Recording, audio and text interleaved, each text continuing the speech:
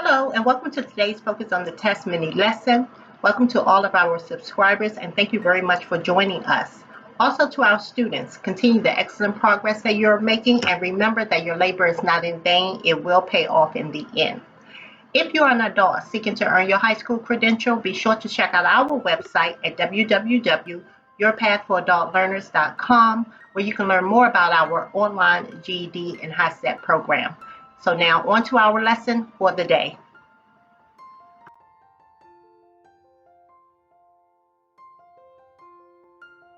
Hello, Your Path, and welcome to today's mini lesson. So in today's lesson, we're actually going to discuss a language arts problem where we identify clauses in a statement and discuss the use of conjunctions and punctuation marks. So be sure to pay close attention and take notes.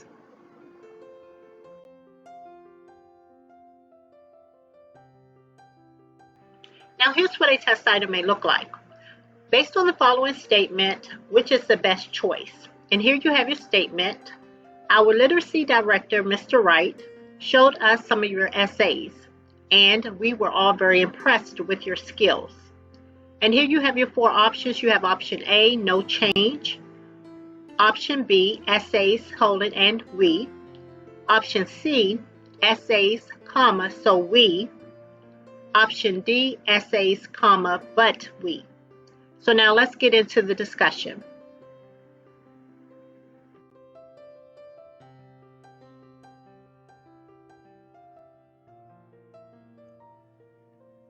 Are you looking for a convenient way to study for your GED and Hiset exam and earn your high school equivalency diploma?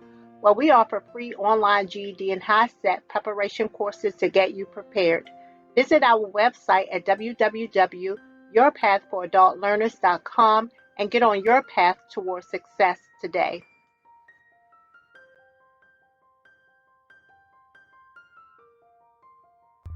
So now in order to answer this particular test item, you want to make sure that you are familiar with your statement.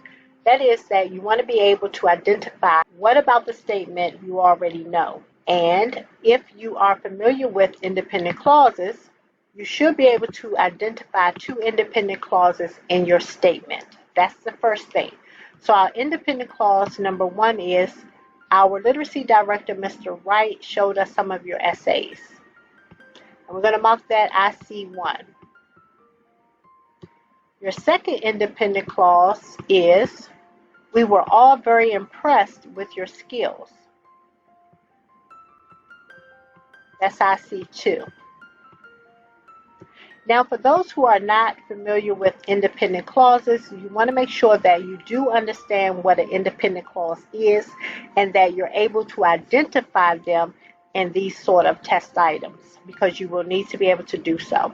So let's stop a moment and talk about what are independent clauses. When we talk about an independent clause, we're talking about a group of words that contains a subject and a verb and expresses a complete thought. So simply put, an independent clause is a sentence. That's all we're talking about.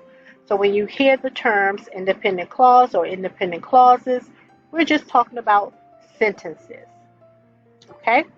So now back to our test item. So along with identifying that you have two independent clauses in your statement, you also want to identify or take note of, you have a comma here and the conjunction and.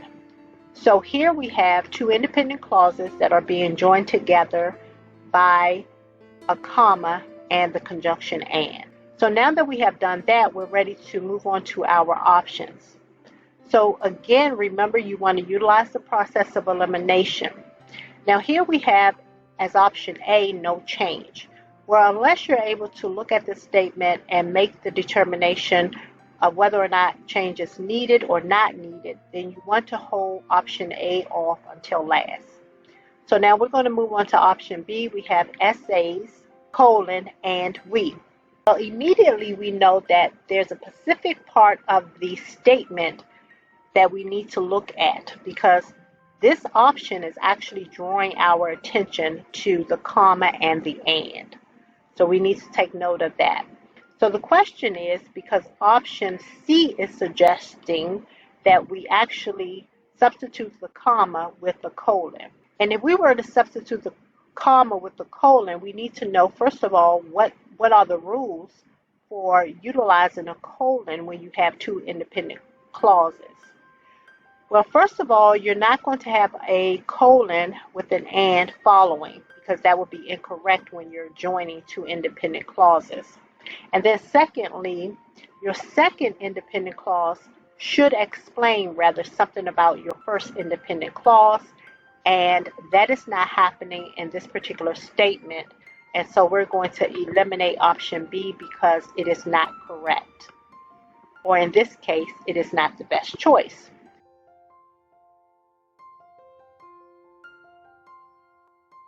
Be sure to stay tuned. We'll be right back.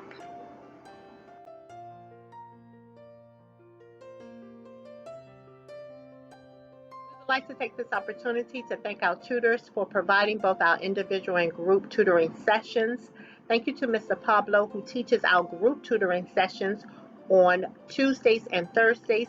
He teaches literacy from 1 to 2:30 p.m. Eastern Standard Time and mathematics from 1 to 2:30 p.m. Eastern Standard Time on Thursdays.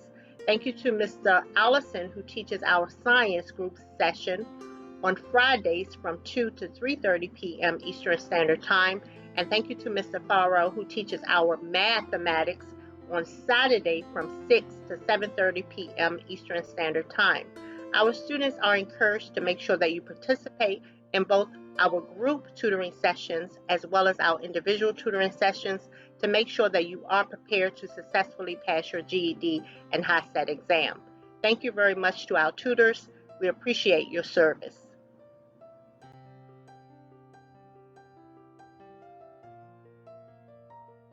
There's the periodic table, right? And these have like some random like letters, right? Which like stand for chemicals or elements. Does that make sense?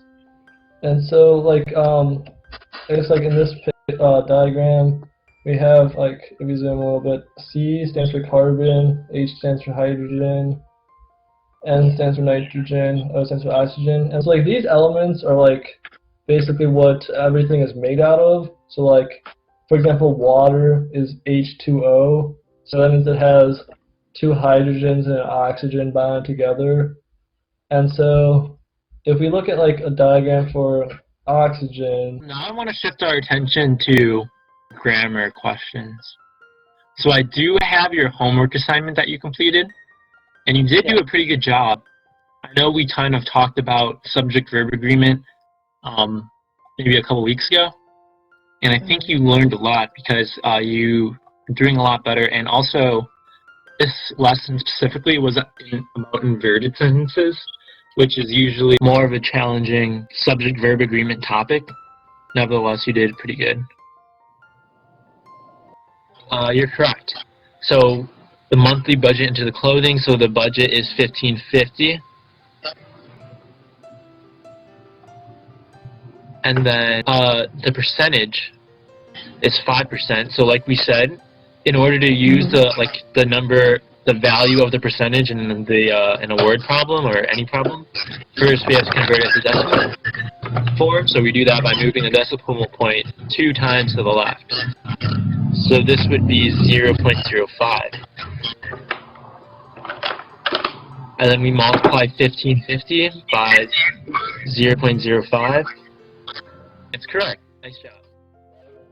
The hot water is the solvent. The ice is the solute. So if you just so you know what those words mean. Number 2, substance A is dissolvable and solvent, while substance B is not. Can anybody guess what the answer would be to this then? Which are the hypotheses? Okay. What would be most likely to be true?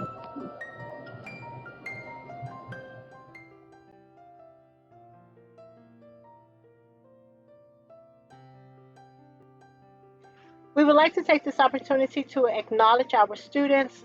Great job to Ms. Lisa on passing your official GED science test. Great job to Ms. Kaya on demonstrating test readiness in language arts. Great job to Ms. Candace on demonstrating test readiness in RLA. Great job to Ms. Carolyn on advancing from your pre-Hiset to your Hiset math. Great job to Ms. Clementine on demonstrating strong scores in math and your reading content areas. to include test readiness and RLA. Great job to Mrs. Billy on demonstrating test readiness in social studies and writing. And welcome to all of our new students. We are glad to have you and look forward to your success in our program.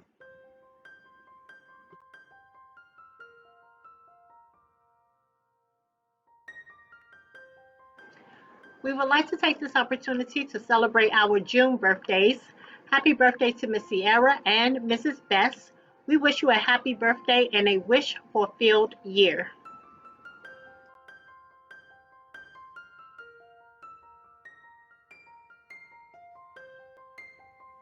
Are you looking to support a worthy cause? Well, here's how you can help support your past vision and mission.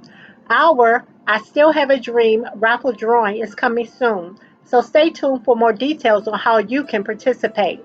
Remember, your PEP is a 501c3 organization, therefore, all donations are tax deductible.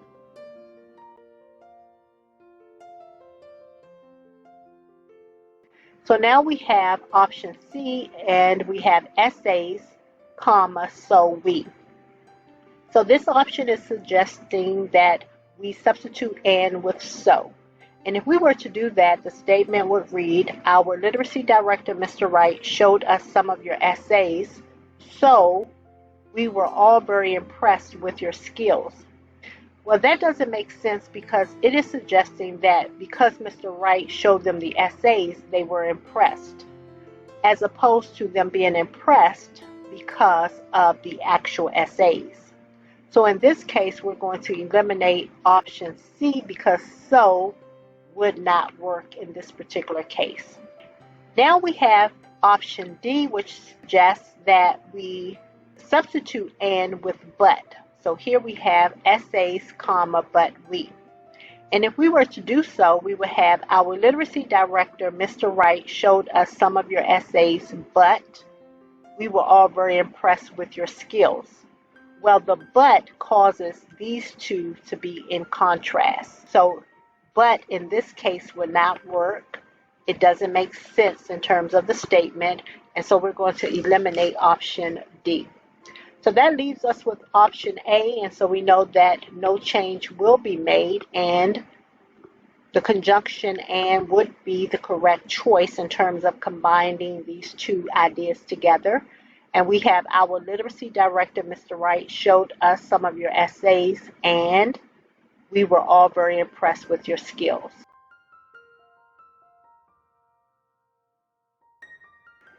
So now what are the takeaways from this particular lesson here? Some of the takeaways are that you want to make sure you're comfortable with sentence structure. You want to be able to identify independent clauses when you see them, as well as dependent clauses. In this case, we had two independent clauses in this statement here.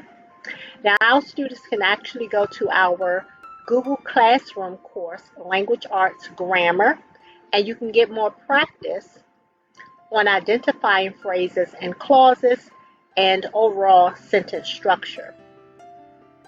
Another thing is that you want to make sure you're comfortable with conjunctions as well as punctuation marks. So you want to know the rules for applying punctuations.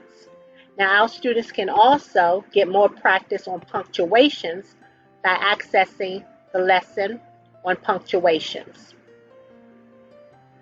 So now these are some of the takeaways that you want to keep in mind when you are solving these sorts of test items.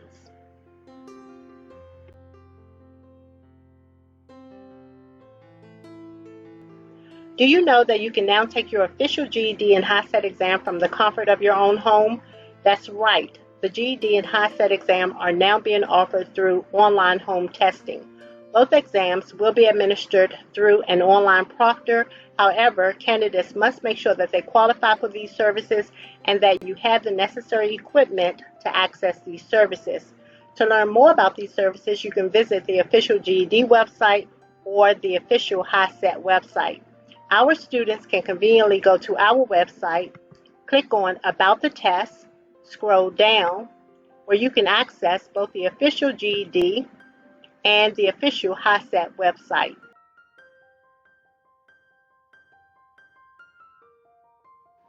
So good luck testing. Thank you very much for watching. Be sure to like, subscribe, share, and hit the notification button down below so that you're notified on our new releases. Also, join us on our other social media platforms such as Facebook, Twitter, and Instagram.